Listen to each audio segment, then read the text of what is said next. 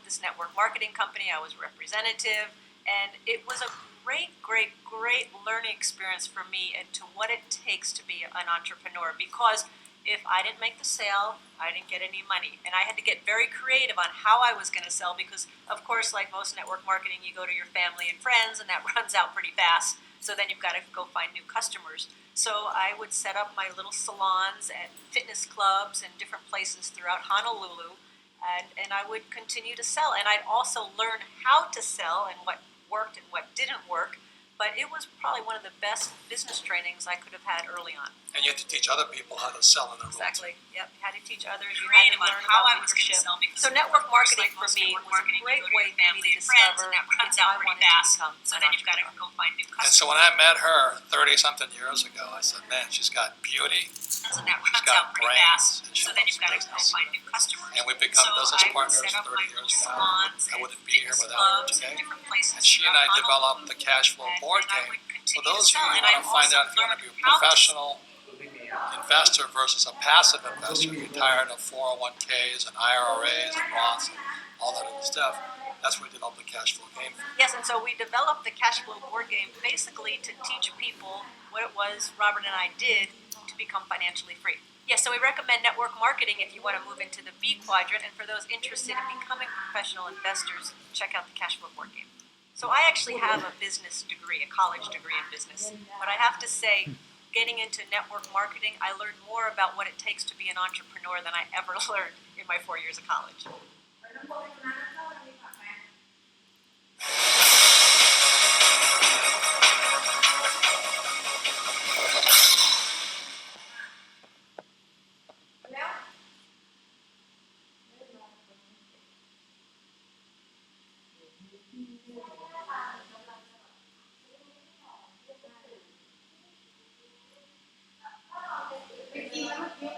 This is me on CNN with Wolf Blitzer, looking like a complete idiot,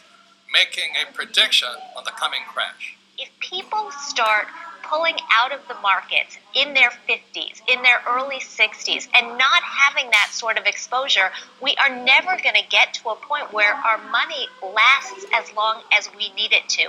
We need to be participants in this system into our 70s and into our 80s, and then we need a plan for withdrawing those assets, just like we needed a plan for putting those assets in. Yes, and you're putting those assets into those investment bankers that are in financial trouble today. And all I'm saying is, aren't these guys supposed to be the smartest guys on earth?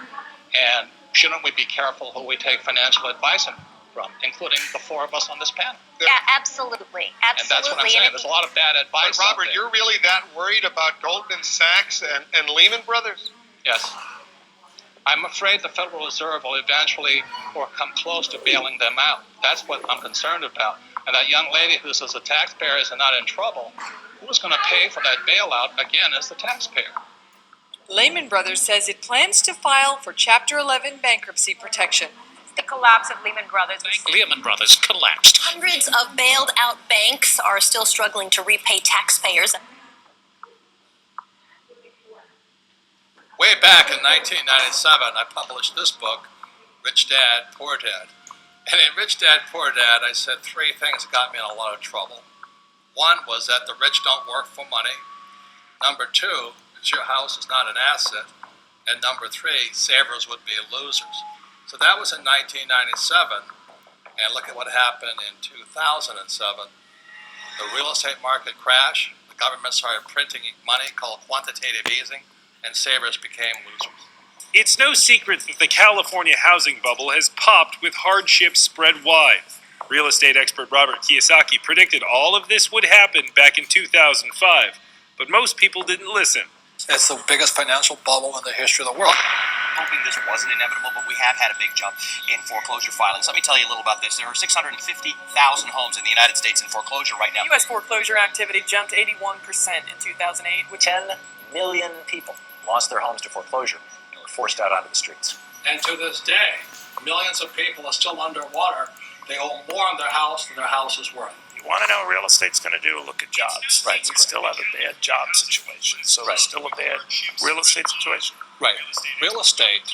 is only as valuable as there's jobs. What made you write Conspiracy of the Rich? It goes back to why don't we have financial education in our schools? Question: was the financial crisis a creation of a wicked conspiracy? A new online book, Conspiracy of the Rich, The 8 New Rules of Money, exposes what author Robert Kiyosaki says is a twisted tale of how the rich control the world economy through, you name it, the Fed, Wall Street, your schools, and the government that supports these entities. Robert Kiyosaki is the author of the best-selling Rich Dad, Poor Dad series. His first book in the series has held a top spot on the New York Times bestseller list for 6 years running. And he joins us on the program today. Hello, Robert. What is this conspiracy theory? You mean it's a few people at the top handling all of us like puppets on a string? Say it isn't so. Well, I wish it wasn't so, but I've been a student of this crisis since around 1983, and I could see it coming back in 1983. People that are following the old rules, such as work hard, save money, get out of debt, live below your means, and invest in a well-diversified portfolio of mutual funds, you're getting wiped out. For those of you who are considering a second chance in the B quadrant or the I quadrant, I'd like to introduce you to my sweetheart Kim, because the B quadrant and I quadrant is not for everybody. But this is my sweetheart. The smartest decision I've ever made was, getting married to Kim. It's a blessing, almost 30 years now. And when I met Kim, she was an employee in an advertising agency. But what I was most impressed was you were going for the B quadrant. Yes. And you had a little network marketing business. Yeah, I knew very early on I did not want to be an employee. I didn't really know what the options were because I was always around employees growing up. But I got introduced to network marketing while I was working in advertising, and I thought this would be a good idea for me to start to learn what it is to be a business owner. So I got set up with this network marketing company. I was representative. And it was a great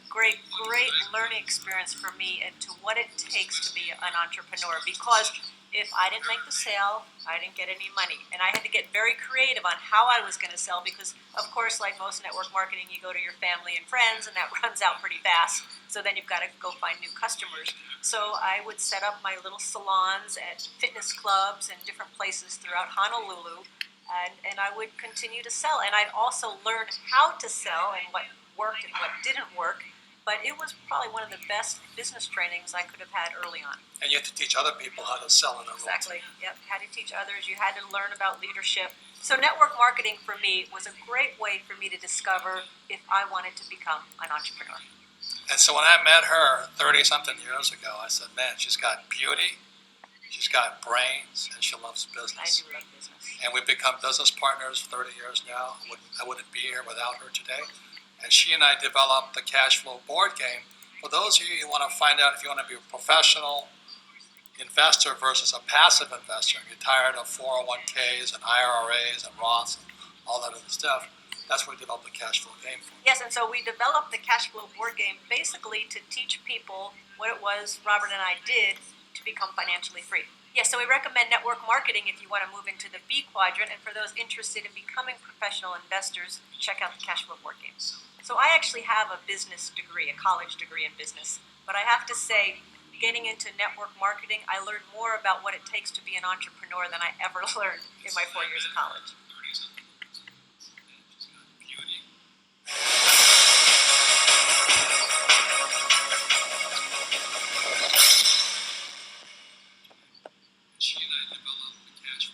Real estate situation.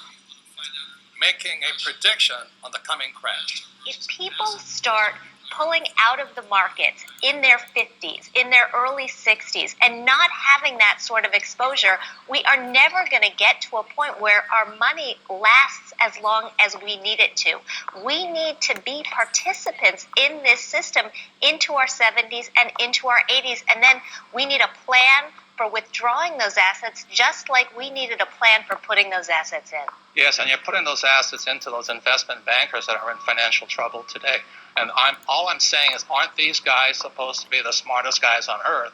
And shouldn't we be careful who we take financial advice from, including the four of us on this panel. Yeah, absolutely. And that's what I'm saying. There's a lot of bad advice. But Robert, out there. you're really that worried about Goldman Sachs and Lehman Brothers? Yes.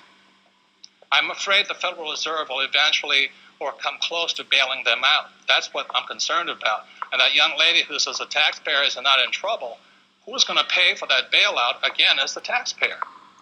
Lehman Brothers says it plans to file for Chapter 11 bankruptcy protection. The collapse of Lehman Brothers. Lehman Brothers collapsed. Hundreds of bailed out banks are still struggling to repay taxpayers. Way back in 1997, I published this book, Rich Dad, Poor Dad. And in Rich Dad, Poor Dad, I said three things that got me in a lot of trouble. One was that the rich don't work for money. Number two, that your house is not an asset. And number three, savers would be losers. So that was in 1997. And look at what happened in 2007. The real estate market crashed. The government started printing money called quantitative easing, and savers became losers. It's no secret that the California housing bubble has popped with hardships spread wide. Real estate expert Robert Kiyosaki predicted all of this would happen back in 2005, but most people didn't listen. It's the biggest financial bubble in the history of the world. Hoping this wasn't inevitable, but we have had a big jump in foreclosure filings. Let me tell you a little about this. There are 650,000 homes in the United States in foreclosure right now. U.S. foreclosure activity jumped 81% in 2008, with 10 million people lost their homes to foreclosure and were forced out onto the streets. And to this day, millions of people are still underwater. They owe more on their house than their house is worth. You want to know what real estate's going to do? Look at jobs. Right. We still have a bad job situation, so Right. it's still a bad real estate situation. Right. Real estate is only as valuable as there's jobs. What made you write Conspiracy of the Rich? It goes back to why don't we have financial education in our schools? Question: was the financial crisis a creation of a wicked conspiracy? A new online book, Conspiracy of the Rich, The 8 New Rules of Money, exposes what author Robert Kiyosaki says is a twisted tale of how the rich control the world economy through, you name it, the Fed, Wall Street, your schools, and the government that supports these entities. Robert Kiyosaki is the author of the best-selling Rich Dad, Poor Dad series. His first book in the series has held a top spot on the New York Times bestseller list for 6 years running. And he joins us on the program today. Hello, Robert. What is this conspiracy theory? You mean it's a few people at the top handling all of us like puppets on a string? Say it isn't so. Well, I wish it wasn't so, but I've been a student of this crisis since around 1983, and I could see it coming back in 1983. People that are following the old rules, such as work hard, save money, get out of debt, live below your means, and invest in a well-diversified portfolio of mutual funds, you're getting wiped out. For those of you who are considering a second chance in the B quadrant or the I quadrant, I'd like to introduce you to my sweetheart Kim, because the B quadrant and I quadrant is not for everybody. But this is my sweetheart. The smartest decision I've ever made was getting married to Kim. It's a blessing, almost 30 years now. 30 years. And It's on a string. Say it isn't so. Well, I wish it wasn't so, but I've been a student of this crisis since around 1983, and I could see it coming back in 1983.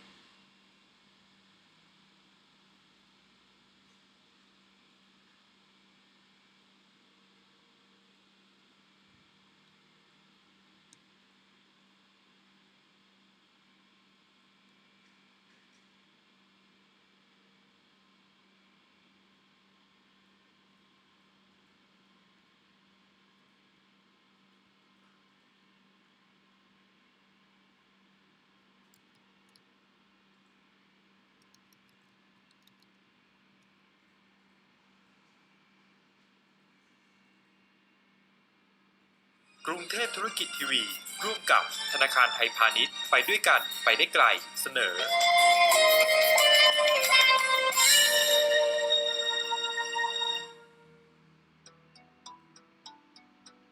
จากการแปรเปลี่ยนประเทศที่ถูกเรียกว่าแลนด์ล็อกกลายมาเป็นประเทศแลนด์ลิงก์ทำให้สปป.ลาวมองเห็นช่องทางที่จะเชื่อมโยงประเทศในกลุ่มอาเซียนและลุ่มแม่น้ำโขงได้มากขึ้นโดยเส้นทางที่ถือว่าเป็นสายกระดูกสันหลังเส้นหนึ่ง ก็คือ R13 เหนือถือว่าเป็นนิวซิลโรดเลยก็ว่าได้เส้นทางสายนี้ทอดผ่าน8เมืองสำคัญทางภาคเหนือของสปป.ลาวอันได้แก่เมืองเวียงจันทร์แขวงเวียงจันทร์เมืองภูคูนเมืองเชียงเงินเมืองหลวงพระบางเมืองอุดมไซและสิ้นสุดเส้นทางที่เมืองบ่อเต็น R13 มีความสำคัญหลายต่อการพัฒนาเศรษฐกิจอยู่ในลาวนับตั้งแต่ได้มาเส้นทางนี้ผ่านตั้งแต่เหนือตลอดใต้เนาะมันจะเป็นเส้นทางสายลำเลียงขนส่งเป็นเส้นทางที่สามารถจะผลิตและก็ส่งออกจะบอกว่าจะไกลภายในประเทศหรือนอกประเทศก็ได้รวดเร็วจะได้ใช้เส้นทางตัวนี้เมื่อพวกเขาจะก้าวเข้าไปสู่การเชื่อมโยงอยู่ในระดับภูมิภาคหรือระดับที่กว้างไปกว่านั้น R13 ก็ยิ่งมีความสำคัญขึ้นติบอกว่าจะไปจีนบอกว่าจะไปทางทิศใต้ว่าจะเป็นเวียดนามหรือไทยก็ล้วนแล้วแต่ผ่านเส้นทางสายนี้ R13 เนี่ยถ้าเราพูดถึงภาพรวมก็คือถนนที่เป็นการบ่งบอกของการดำเนินการทางด้านการค้าการลงทุนแล้วก็ในทางวัฒนธรรมของลาวงั้นการกระจายความเจริญเติบโตทางด้านวัฒนธรรมการค้าและการลงทุนเนี่ยก็มาจากเส้นนี้ถือว่าเป็นสายเลือดใหญ่ของโลจิสติกของการลงทุนแล้วก็การค้าของลาวกับการเชื่อมโยงกับทุกแขวงครับและในวันนี้รายการThink อาเซียนจะพาไปเริ่มต้นเส้นทางสาย R13 เหนือกันโดยจุดเริ่มต้นที่เมืองศูนย์กลางของเศรษฐกิจและนโยบายการบริหารประเทศอย่างนครหลวงเวียงจันทร์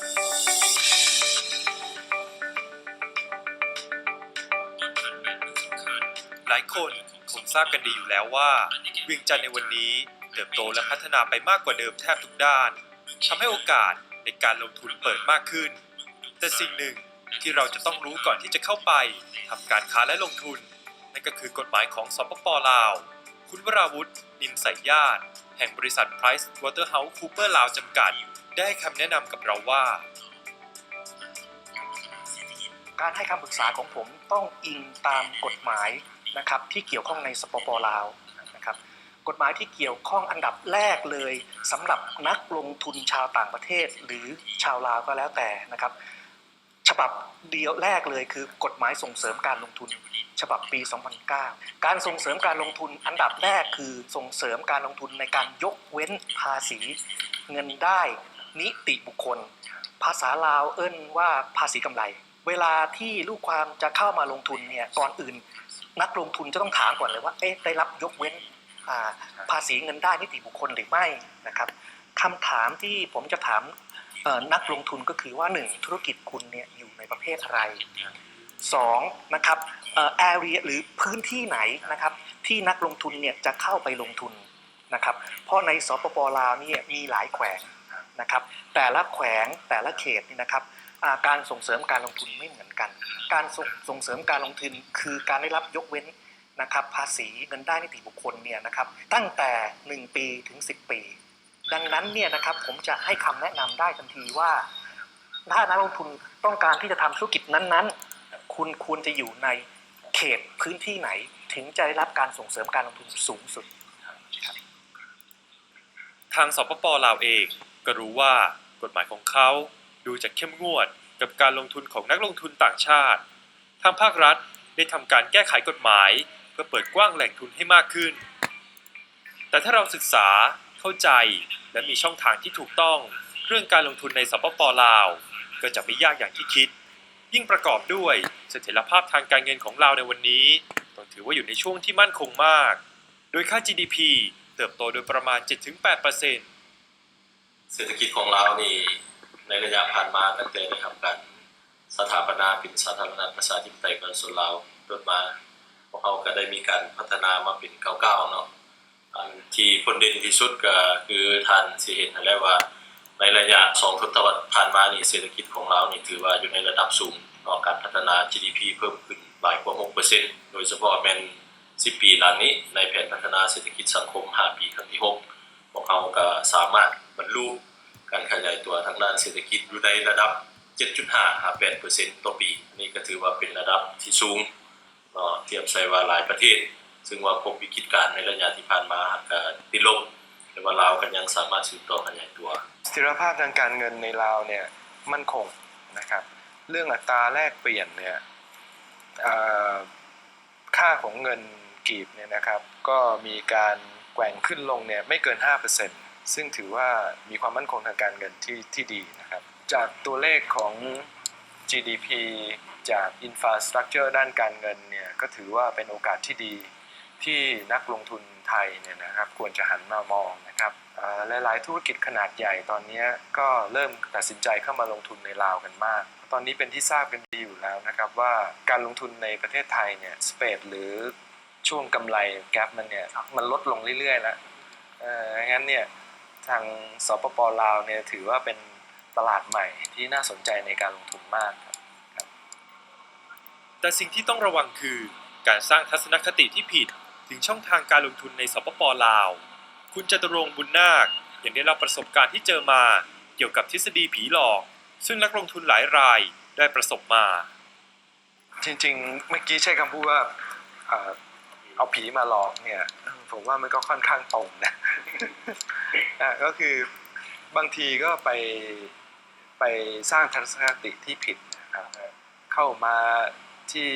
เรามาลงทุนในเราแล้วเนี่ยได้ข่าวว่าเจ๊งมาแล้วเนี่ยถูกโกงมาถูกหลอกมาอะไรอย่างเงี้ยจริงๆเนี่ยผมอยากจะเรียนเลยว่าการทำธุรกิจเนี่ยไม่ว่าจะทำธุรกิจที่ไทยหรือที่ลาวหรือที่ไหนก็แล้วแต่เนี่ยนะครับมันก็มีทั้งกำไรและขาดทุนนะแต่การที่เราจะทำธุรกิจเนี่ยอันที่หนึ่งเลยเริ่มต้นเลยผมว่าทัศนคติเนี่ยสำคัญที่สุดถ้าเรามีทัศนคติที่ดีเราก็จะรู้สึกว่าการทำธุรกิจนั้นมันง่าย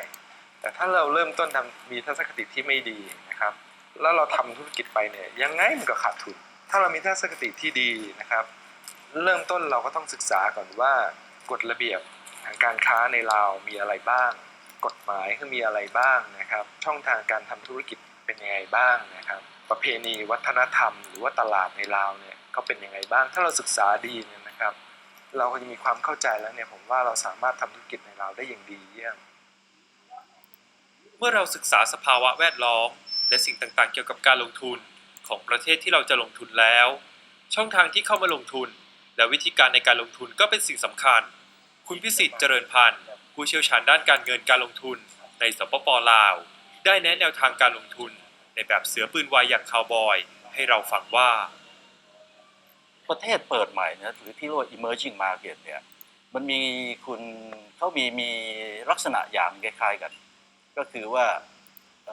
กฎระเบียบต่างๆยังไม่พร้อมแต่แน่นอนที่สุดทุกคนรู้เข้าใจเดียวกันว่าโอกาสเยอะแยะเต็มไปหมดแล้วก็มีคนหลั่งไหลเข้ามาจากทั่วสารทิศทีนี้เราจะทำยังไงเพื่อที่จะประสบความสำเร็จและที่จะอยู่รอดผมนึกไปถึงหนังคาวบอย emerging market หรือตลาดเปิดใหม่นี่เหมือนกับเมืองคาวบอยเลยครับไม่มีโอกาสในการทำธุรกิจเยอะแยะผู้คนหลั่งไหลเข้ามาแต่ว่ากฎระเบียบอะไรก็ยังไม่พร้อมแต่โดยแท้ที่จริงแล้วเนี่ยคาวบอยอย่างในหนังนี่เขามีกฎของเขาอยู่เหมือนกันกฎของคาวบอยนี่มีอยู่2ข้อแค่นั้นเองก็คือ1คุณต้องชักปืนให้เร็วขนาดไหนเอาให้เร็วกว่าผู้ต่อสู้ของคุณพออันที่2คือว่าคุณต้องยิงให้เข้าเป้าเพราะว่าถ้าคุณชักเร็วแล้วยิงไม่เข้าเป้าคุณก็เสียกระสุนเปล่าหรือไม่คุณก็ไม่รอดอยู่ดีถ้าคุณมีส่วนผสมส่วนประกอบ2อย่างนี้อยู่ด้วยกันผมว่ามันเป็นปัจจัยหนึ่งที่จะสามารถที่ทำให้นักธุรกิจที่เข้ามาทำธุรกิจในตลาดประเภทนี้เนี่ยประสบความสำเร็จได้นะครับมองดูแล้วนครหลวงเวียงจันทร์ศูนย์กลางการลงทุนในวันนี้ยังเป็นช่องทางที่สดใสของนักลงทุนทั้งรายเล็กและรายใหญ่แม้จะมีข้อจำกัดอยู่บ้างแต่ก็ไม่ถือว่าเป็นอุปสรรคใหญ่และทั้งหมดนี้ถือเป็นปัจจัยที่กระตุ้นทำให้สปป.ลาวเติบโตอย่างคึกคักและเป็นที่น่าจับตามองของนักลงทุนไม่ว่าจะเป็นในสปป.ลาวหรือต่างชาติ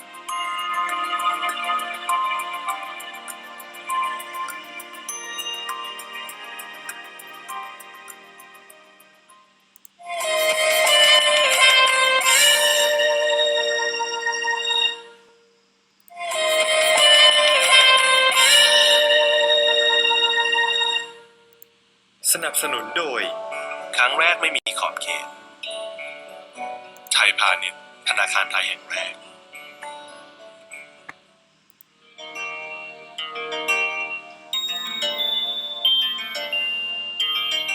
อกจากการขยายของระบบเศรษฐกิจในเวียงจันทร์แล้วสปป.ลาวยังก้าวสู่อีกยุคของการเปลี่ยนแปลงสิ่งหนึ่งที่สะท้อนอย่างเห็นได้ชัดคือบริเวณริมแม่น้ำโขงอย่างดอนคอนจากหาดทรายริมแม่น้ำโขงได้แปลเปลี่ยนสภาพเป็นที่พักผ่อนหย่อนใจเพิ่มเป็นพื้นที่สีเขียวและลานกิจกรรมเราสะท้อนการปรับเปลี่ยนภาพลักษณ์ของดอนคอนในครั้งนี้ผ่านทางคนรุ่นใหม่ของสปป.ลาวอย่างน้องปลาที่เติบโตและใช้ชีวิตในนครหลวงเวียงจันทร์และได้เห็นการเปลี่ยนแปลงมาหลายอย่างซึ่งเธอได้เล่าให้ฟังว่าอยากให้พาเที่ยวหน่อยตรงบริเวณเนี้ยเขาเรียกอะไรครั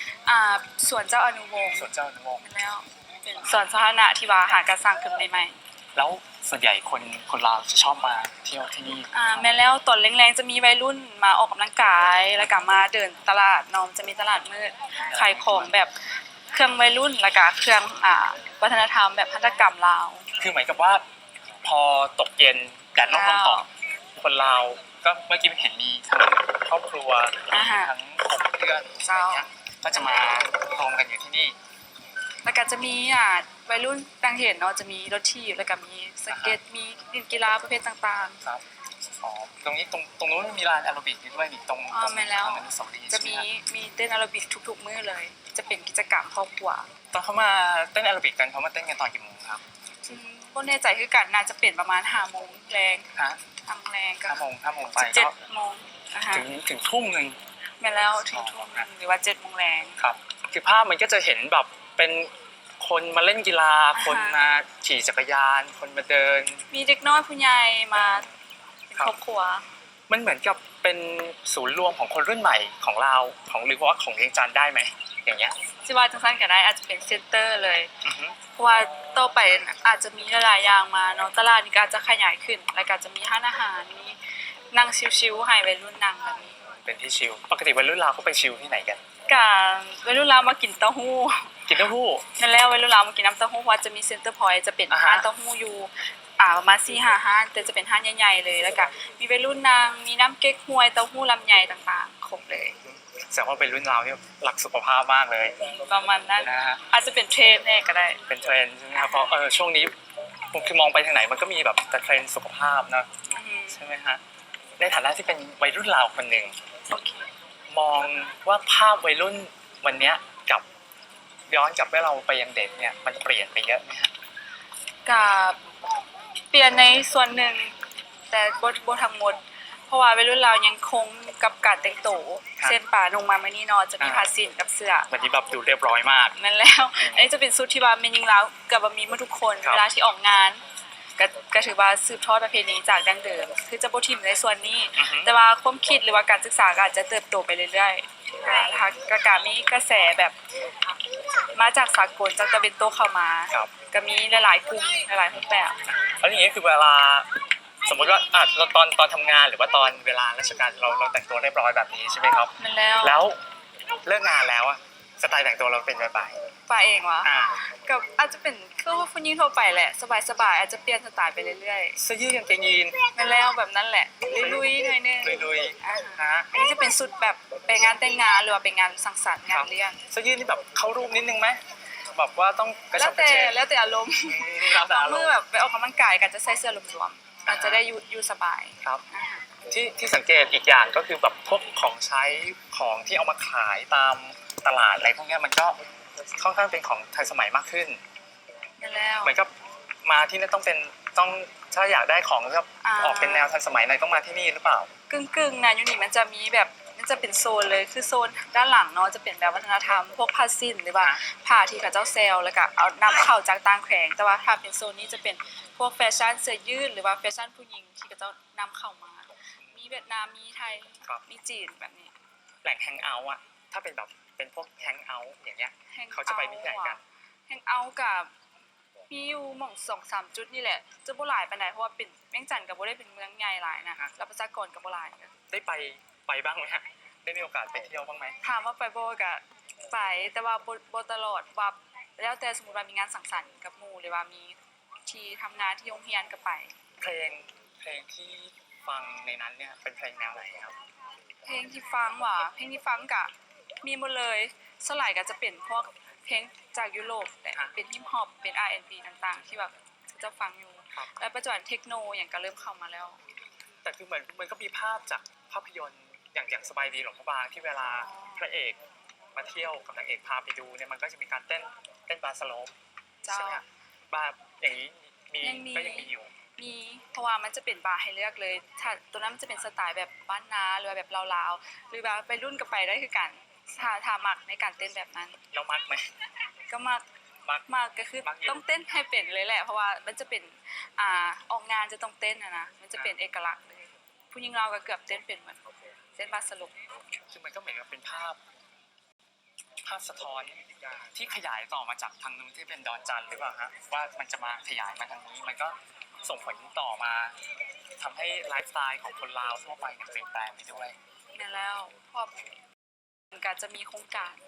เฮ็ดห้างสรรพสินค้าให้โรงแรมเป็นเรียบในน้ำโขงเลยในโซนนั้นก็ถ้าเบิ่งอีกต่อไปว่ามันจะมีอย่างเปลี่ยนแปลงเพราะว่าหลายๆประเทศก็เข้ามา ในฐานะคนรุ่นใหม่คนหนึ่งเนี่ยครับ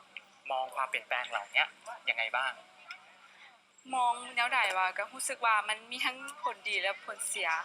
ผลดีก็คือประเทศจะพัฒนาหลายขึ้นประชาชนจะมีเวียกเฮ็ดหลายขึ้นแล้วก็มีความทันสมัยหลายขึ้นแต่ว่าผลเสียก็อาจจะเฮ็ดให้วัฒนธรรมบางอย่างมันอาจจะถูกแบบว่าถูกคุกคามแล้วก็ถูกทำลายไปแต่ก็ขึ้นกับคนลาวเองนั่นแหละว่าจะรักษามันไว้ได้หรือบ่ซึ่งก็เป็นคำถามที่น่าสนใจเหมือนกันนะครับว่าความเปลี่ยนแปลงที่เข้ามาพร้อมๆกับความเจริญต่างๆเนี่ยคนลาวจะตั้งรับแล้วก็อยู่กับความเจริญเหล่านั้นยังไงใช่แล้วโดยเฉพาะคนรุ่นใหม่ด้วยคนรุ่นใหม่แฮงเป็นคนที่ว่ามีความคิดกำลังซอกหาตัวเองหรือว่ากำลังซอกหาว่าความเป็นไปนะเวลามีสิ่งใหม่ๆเข้ามาก็อาจจะเฮ็ดให้จุดยืนของตัวเองเปลี่ยนไปประมาณนี้ก็เลยอยากฝากถึงวัยรุ่นอยากให้รักษาวัฒนธรรม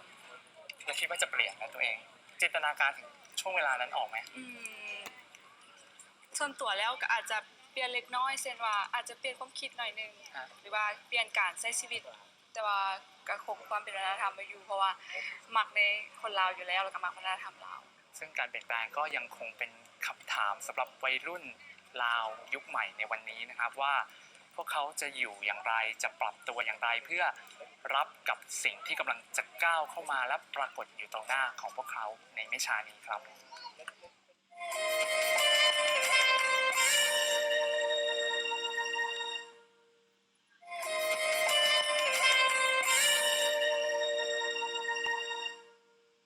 สนับสนุนโดยครั้งแรกไม่มีขอบเขตไทยพาณิชย์ธนาคารไทยแห่งแรก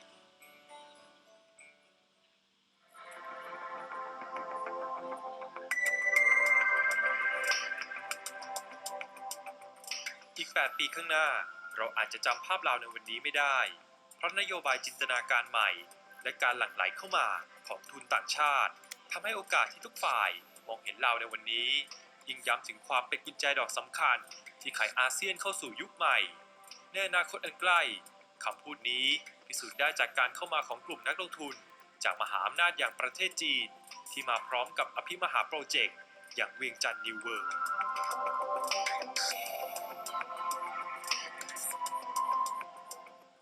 The Venture New World project consists of three main functions. The first function is the Laotian style walking street, commercial and cultural center. We are going to introduce the Laotian style architecture, culture, and landscape plan, fully Laotian style walking street. In the future, this center, we call it tourist and culture center,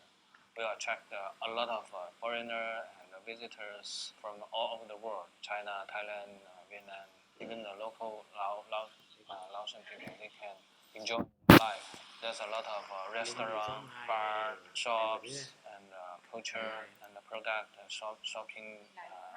and even entertainment, karaoke, beer bar, this kind of area. Then becoming a very attractive place to attract all the people go within there, enjoying their life over there. It's the first function. And the second function is that we find out the business market. They are short of the office building and the shopping center. So we are going to build the shopping center and the business center and office high-rise office within a Rencheng work. We call it business center and commercial center. That will consist a shopping mall, 5-star hotel, and a 4-star hotel, and high-rise office building, etc. to attract all the business, international business and office and banker and firms and have their office over there. We can provide high-speed internet, electricity, even the security services for our clients. And the third part is a residential center. We find out that in Vientiane, in Laos, the lifestyle is still a kind of countryside like. It's not the urban style. So we need we'd like to introduce an urban style lifestyle in this within our project. That's why we're going to build villas and residential condominium within this, and together with the service apartment within our project, and especially the villa, we call it Asian villa. Consists of 50 different kind of villas and plus one clubhouse. That villa will be used as by the head of the state from the 50 member of the Asian meeting. That means every villa will be receiving a prime minister of the different countries during the Asian meeting. That will be the highest and the biggest event happened in Laos. That event, we are very honorable to be appointed as a reception to receive all the head of the state to use our villa. So this is our overview master plan of our project. การปรับเปลี่ยนบริเวณริมโขงของโปรเจกต์เวียงจันทร์นิวเวิลด์ถือเป็นการเปิดพื้นที่การค้าแห่งใหม่ของนครหลวงเวียงจันทร์เพื่อให้สปป.ลาวก้าวเข้าสู่ AEC การรวมเป็นประชาคมเศรษฐกิจอาเซียนอย่างเต็มตัว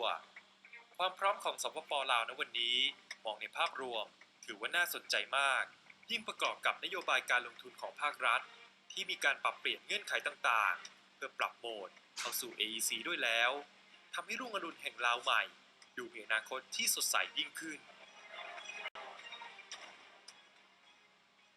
ข้าพเจ้าคิดว่าการเข้าสู่สังคมอาเซียนนี่ทางเบื้องสปป.ลาวเฮานี่ก็ได้มีการประชาสัมพันธ์และได้ก็มีการเตรียมพร้อมหลายและพวกเฮาก็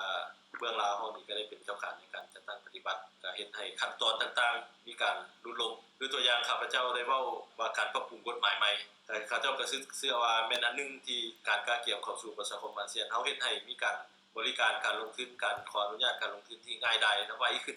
เนาะเพื่อให้มีหลายขั้นตอนอันนี้ก็เป็นอันนึงเงื่อนไขที่พวกเราจะเข้าสู่สังคมอาเซียนนอกจากเรื่องขั้นตอนนี้มันเป็นเรื่องนิติกรรมนี่คิดว่าทุกประเทศก็สิได้เฮ็ดพร้อมๆกันแต่ว่าอันนึงที่พวกเราถือเป็นความสำคัญหลายนี่เป็นการพร้อมๆของนักธุรกิจโดยเฉพาะเฮาที่จะเข้าร่วมในสังคมอาเซียนนี่เฮาจะมีความพร้อมส่ำใดถามว่าเมื่อเปิด AEC ไปแล้วเนี่ยสิ่งที่เป็นประโยชน์หรือว่าเราได้เตรียมความพร้อมในเรื่องอะไรบ้างณวันนี้เขาเตรียมความพร้อมนะคะนักศึกษาลาวในสอบในเรื่อง AEC ความรู้ในเรื่อง AEC ได้อันดับ1นะคะเพราะนั้นเนี่ยในเรื่องของความตื่นตัวในเรื่องของกระทรวงของเขาก็มีการปรับเปลี่ยนนะคะเดิมทีกฎหมายของการลงทุนเนี่ยของคนที่อยู่ในประเทศใช้ฉบับหนึ่งของคนต่างประเทศใช้ฉบับหนึ่งณวันนี้ปรับเปลี่ยนแล้วค่ะก็คือทั้งในและต่างประเทศเนี่ยใช้ฉบับเดียวกันนะคะอันนี้ก็คือสิ่งที่เขาเปลี่ยนไประบบระเบียบบางอย่างอยู่ในระหว่างการปรับปรุงที่จะให้มีการพัฒนาเป็นสากลมากขึ้นเราได้สมัครเข้าเป็นสมาชิก WTO นะคะคาดว่าปลายปีต้นปีหน้าปลายปีนี้ต้นปีหน้าก็คงจะเป็นสมาชิก WTO เต็มตัวค่ะนะคะก็จะเป็นสิ่งที่ดีเพราะนั้นกฎระเบียบเนี่ยก็จะเป็นมาตรฐานมากขึ้นนักลงทุนก็จะเข้ามาทำการค้าการลงทุนได้ง่ายขึ้นนะคะการที่จะชักปืนให้เร็วเรื่องที่จะตัดสินใจยิงเนี่ยนะอาจจะเป็นความสามารถเฉพาะตัวนะครับแต่ในเรื่องของเป้าหมายเนี่ยเราอาจจะต้องหาคนที่จะช่วยในการที่จะชี้เป้าได้คนที่จะชี้เป้าให้เรามีใครบ้างครับอย่างเช่นทางสถานทูตในประเทศนั้นๆนะครับบรรดานักธุรกิจไทยที่เข้ามาทำธุรกิจอยู่ก่อนแล้วถ้าคุณสร้างเน็ตเวิร์กให้ดีมาสอบถามก็เป็นข้อมูลนะครับมันก็อาจจะช่วยคุณได้หรือแม้กระทั่ง